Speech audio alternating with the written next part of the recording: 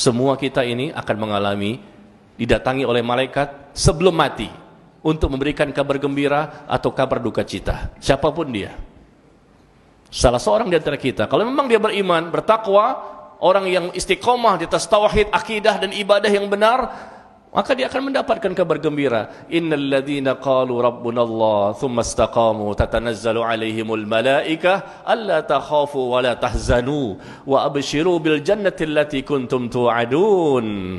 Allah firmankan di surah Fussilat surah ke-41 ayat ke-30 bahwa sesungguhnya orang-orang yang mengatakan Rabb kami adalah Allah, Rabb kami adalah Allah, Tuhan kami adalah Allah, kemudian dia istiqomah di atas akidah dan ibadah yang benar, maka turunlah malaikat di akhir-akhir kehidupannya menjelang kematian, sebelum nyawanya dicabut oleh malaikatul maut.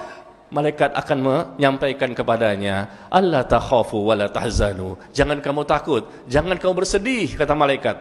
Ini mau meninggal ini, sebelum dicabut disampaikan dulu. Dia bisa melihat malaikat. Malaikat yang sudah menjelma dengan bentuk yang lain. Sedangkan orang-orang yang ada sekitarnya, mungkin ibunya, orang tuanya, temannya, di sekitarnya, di sampingnya, tidak bisa melihat. Orang yang akan mati bisa melihat malaikat. Karena Allah mengatakan seperti itu. Di surah Al-Furqan. Di surah Al-Furqan ayat ke-22. Jadi orang yang mendapatkan husnul khotimah, malaikat mengatakan, jangan kamu takut dengan kehidupan setelah ini, jangan kamu bersedih dengan apa yang kamu tinggalkan dari istri, dari anak, dari harta semua, jangan bersedih, jangan takut dengan kehidupan setelah ini, bergembiralah engkau dengan surga yang telah Allah janjikan untukmu. Kira-kira bahagia enggak? Bagaimana matinya enggak tersenyum? Bagaimana matinya enggak bahagia? Karena sebelum mati malaikat sudah menyampaikan bahwa bergembiralah engkau dengan surga yang Allah janjikan untukmu.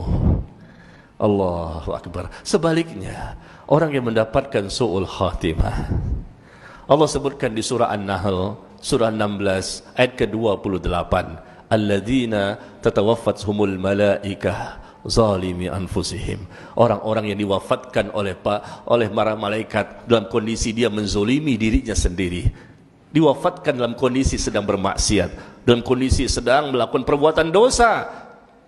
Maka datanglah malaikat pada waktu itu sebelum dicabut nyawanya. Kita nggak tahu prosesnya seperti apa, tapi ini Allah yang berfirman, kita imani, kita yakini hak demi Allah, pasti ini terjadi karena Allah berfirman tidak pernah berdusta. Allah menyatakan di surah Al-Furqan ayat ke-22 bahwa yauma yarawnal malaikah la busyra yauma idzin lil mujrimin wa yaqulun hijran mahjura. Ini kondisi orang yang mendapatkan su'ul khatimah. Ketika diwafatkan oleh para malaikat, malaikat pun mengatakan kepadanya, la busyra yauma idzin lil mujrimin, tidak ada kabar gembira pada hari ini bagi orang-orang yang melakukan perbuatan dosa dan maksiat. Tidak ada kabar gembira sebagaimana orang-orang yang mendapatkan tadi husnul khotimah. Bergembiralah engkau dengan surga yang Allah telah janjikan untukmu. Jangan kamu takut dengan kehidupan setelah ini. Jangan kamu bersedih dengan apa yang kamu tinggalkan. Bergembiralah. Sebelum mati dia sudah tahu bahwa dia akan masuk surga nantinya. Diinformasikan sebelum mati. Otomatis insya Allah orang ini punya peluang yang sangat besar untuk mendapatkan nikmat kubur. Tetapi orang yang mendapatkan tadi su'ul khatimah, kematian yang buruk, sedang berbuat dosa apa saja, lalu dia meninggal dunia, bertahun-tahun dia melakukan perbuatan itu, akhirnya meninggal dalam kondisi yang tidak baik. Maka Allah menggambarkan bagaimana yauma yarawnal malaikah. Lihat kata Allah ya di surah Al-Furqan ayat 22. Ingatlah ketika terjadi pada waktu itu, mereka melihat malaikat. Allah menyatakan, siapa itu? Orang yang akan mati tadi.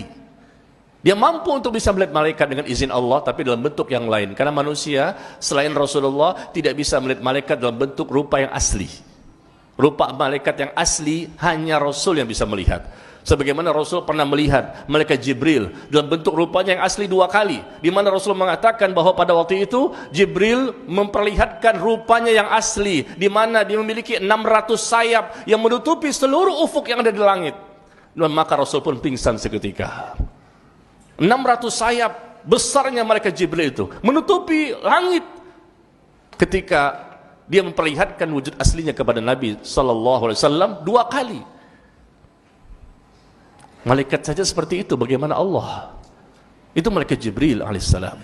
Nah, jadi pada waktu itu kata Allah, yauma yarawnal malaikah, pada hari itu ingatlah ketika kamu melihat malaikat, maka malaikat mengatakan kepada pelaku dosa dan maksiat ini yang nantinya insyaallah mendapatkan siksa kubur, la busyra yauma idzin lil mujrimin. Tidak ada kabar gembira, tidak ada kabar gembira pada hari ini bagi orang-orang yang melakukan perbuatan dosa dan maksiat.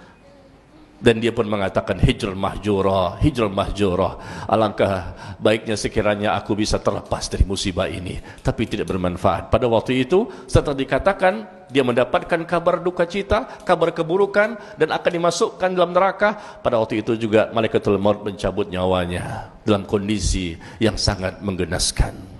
Nauzubillah min dzalik. Bagaimana nasib kita ikhwan? Bagaimana nasib kita nanti di akhirat? Kita lihat bagaimana persiapan orang yang bisa mendapatkan husnul khotimah, karena memang dia sudah persiapkan sejak dini. Dia bertobat, dia beristighfar, dia memperbaiki dirinya, dia berusaha untuk belajar dan belajar. Dia punya tekad, target seorang mukmin bahwa hari ini harus lebih baik dibandingkan hari kemarin, dan hari esok harus lebih baik dibandingkan hari ini. Ini tekad, target seorang mukmin dimanapun mereka berada, siapapun mereka. Mereka inginkan selalu baik, selalu berubah, selalu menjadi baik. Apanya? Iman, ilmu, dan amal mereka. Hati mereka bersih, enggak mau hasad-hasad sama orang, enggak mau dengki sama orang. Ya, yang mereka cari itu Allah, Allah, Allah. Bukan manusia yang dipandang, bukan manusia yang dicari. Pandangan mata dan hatinya hanya untuk Allah. Tapi kalau orang yang memandang manusia, hanya takut dengan penilaian manusia, maka hatinya menjadi penyakit. Terjadilah riya di situ karena ingin dipuji. Jadilah di situ dia sum'ah, ingin memperdengarkan amal saleh. Jadilah dia ujub, bangga dengan amal yang mereka lakukan. Jadilah dia hasad, ingin nikmat yang diperoleh oleh orang lain pindah kepada dirinya. Nikmat dunia, dunia yang menyebabkan dia seperti itu.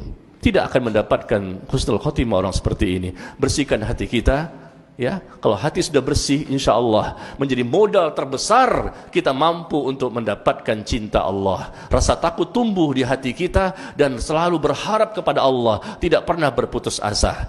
Sehingga insya Allah kita mampu memahami agama secara benar, kembali kepada Al-Quran dan Sunnah Nabi SAW dengan cara beragama yang benar. Karena hidup hanya satu kali. Jangan kita menyesal nanti ketika itu di alam yang lain ternyata pemahaman kita salah, amal kita salah, ternyata kita nggak sungguh-sungguh untuk mencari kebenaran. Semoga Allah memberikan hidayah kepada kita semua. Persiapkan ya.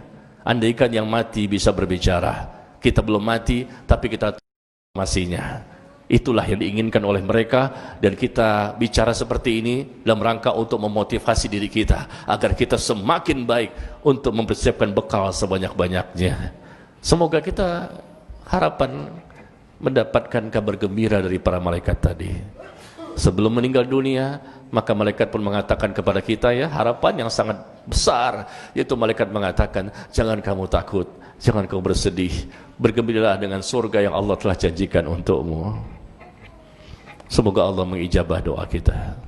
Wallahu a'lam bissawab. Subhanakallahumma wa bihamdika asyhadu an la ilaha illa anta astaghfiruka wa atubu ilaik. Wassalamualaikum warahmatullahi wabarakatuh.